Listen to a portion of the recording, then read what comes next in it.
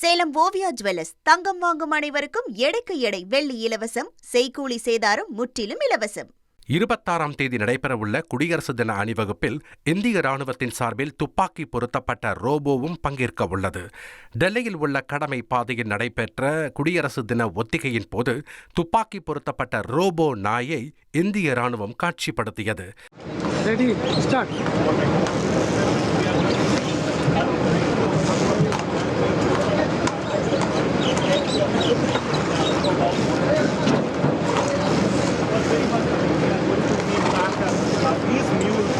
Being featured on the occasion of Republic Day, and this is going to be a power plant, in fact, march by the Indian Army Commission, because we are going to see not just the soldiers on foot.